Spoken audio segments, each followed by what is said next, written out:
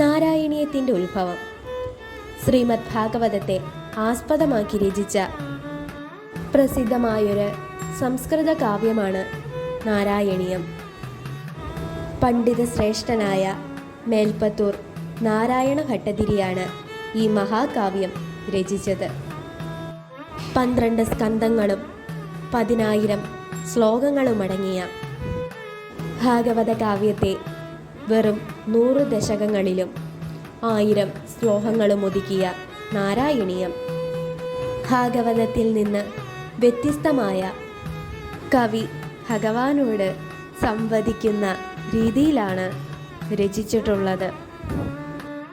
ഗുരുവായൂർ ക്ഷേത്രമായി അടുത്ത് ബന്ധമുള്ള ഈ കാവ്യം രചിക്കാൻ കാരണമായ ഒരു കഥയുണ്ട്. അതിങ്ങനെ: 1560 ഇന്നത്തെ മലപ്പുറം ജില്ലയിൽ തിരുനാവായിക്കടുത്തുള്ള ചന്ദനക്കാവിലെ പണ്ഡിത കുടുംബമായ മേൽപ്പത്തൂരില്ലത്ത് ജനിച്ച നാരായണ ഭട്ടതിരി മഹാപണ്ഡിതനായിരുന്ന അച്ഛൻ മാധുദത്ത ഭട്ടതിരിയിൽ നിന്നും മീമാംസയും മാധവൻ എന്ന ഗുരുവിൽ നിന്നും ഋഗ്വേദവും ജ്യേഷ്ഠൻ ദാമോദര ഭട്ടതിരിയിൽ നിന്നും തർക്കശാസ്ത്രവും പഠിച്ചതിനു ശേഷം തൃക്കണ്ടിയൂർ അച്യുത പിഷാരടിയുടെ കീഴിൽ ഉപരിപഠനം നടക്കുന്ന കാലത്താണ് നാരായണീയത്തിൻ്റെ ഉത്ഭവത്തിലേക്ക് നയിച്ച സംഭവങ്ങൾ നടന്നത്. ഗുരുതരമായ വാതരോഗം ബാധിച്ച അച്യുത പിഷാരടിയെ മേൽപ്പത്തൂർ നല്ല രീതിയിലാണ് ശുശ്രൂഷിച്ചു പോന്നത്. ഒടുവിൽ ഗുരുനാഥൻ്റെ അസുഖം മാറുകയും അതേസമയം മേൽപ്പത്തൂരിന് അസുഖ സൂചനകൾ തുടങ്ങുകയും ചെയ്തു. ഗുരുവിൽ നിന്നും മേൽപ്പത്തൂർ അസുഖം ഇരന്നു വാങ്ങിയെന്നാണ് കഥ. വാതരോഗം മാറാൻ നിരവധി ചികിത്സാരീതികൾ ചെയ്തെങ്കിലും ഒന്നും ഫലം കണ്ടില്ല.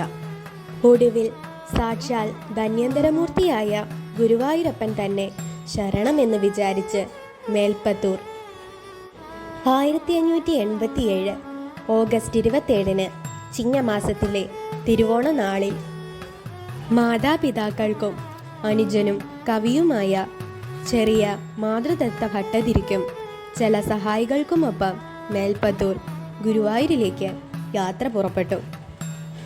ഗുരുവായൂരിലെത്തിയതും ഭഗവാനെ സ്തുതിച്ചുകൊണ്ട് ഒരു കവിത എഴുതണമെന്ന് മേൽപ്പത്തൂരിന് തോന്നി.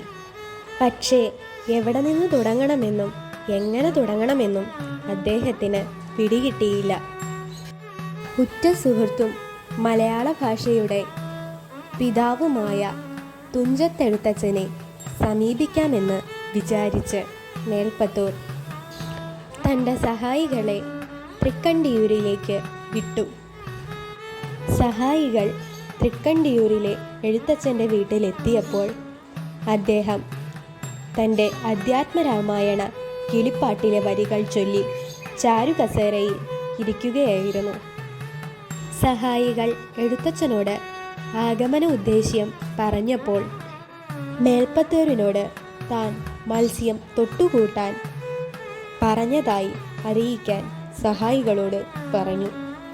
ഗുരുവായൂർ മടങ്ങിയെത്തിയ സഹായികൾ മേൽപ്പത്തൂരിനോട് വിവരം പറഞ്ഞപ്പോൾ അദ്ദേഹം സന്തോഷിക്കുകയായിരുന്നു. ഇത് കണ്ടപ്പോൾ സഹായികൾക്കൊന്നും മനസ്സിലായില്ല. മത്സ്യം തൊട്ടുള്ള വൈഷ്ണവ അവതാരങ്ങളെ സ്തുതിച്ചുകൊണ്ട് കീർത്തനം എഴുതുക എന്നായിരുന്നു എഴുത്തച്ഛൻ പറഞ്ഞതിൻ്റെ അർത്ഥമെന്ന് മേൽപ്പത്തൂർ അവർക്ക് പറഞ്ഞുകൊടുത്തു.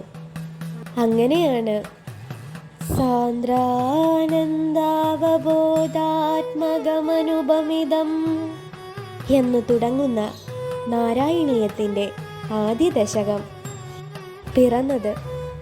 തുടർന്ന് ഓരോ ദിവസവും ഓരോ ദശകം എന്ന കണക്കിൽ 100 ദിവസം കൊണ്ട് 100 ദശകം പൂർത്തിയാക്കി. ഓരോ ദിവസം കഴിയും തോറും അദ്ദേഹത്തിൻ്റെ രോഗനില മെച്ചപ്പെട്ടു വന്നു. ഒടുവിൽ 100-ാം ദിവസം നാരായണീയ രചന അദ്ദേഹം പൂർത്തിയാക്കുകയും അദ്ദേഹത്തിന് വേണുഗോപാല രൂപത്തിൽ ഗുരുവായൂരപ്പൻ്റെ ദർശനമുണ്ടാകുകയും അതോടെ അദ്ദേഹം രോഗമുക്തനാകുകയും ചെയ്തു. നാരായണീയ രചനയോടുകൂടി രോഗം വീണ്ടെടുത്ത അദ്ദേഹം പിന്നീട് 86 വയസ്സുവരെയെങ്കിലും ജീവിച്ചിരുന്നു. ഈ കാലഘട്ടത്തിനിടയിൽ കൊച്ചി, അമ്പലപ്പുഴ, കോഴിക്കോട്, മൂക്കൂത്തല തുടങ്ങിയ സ്ഥലങ്ങളിലായി ജീവിച്ചു പോരുകയും അവിടങ്ങളിലെല്ലാം പ്രശസ്തനാകുകയും ചെയ്തു. മൂക്കൂത്തലയിൽ വച്ചാണ് അദ്ദേഹം അന്തരിച്ചത്. അനായാസ മരണമായിരുന്നു അദ്ദേഹത്തിന്.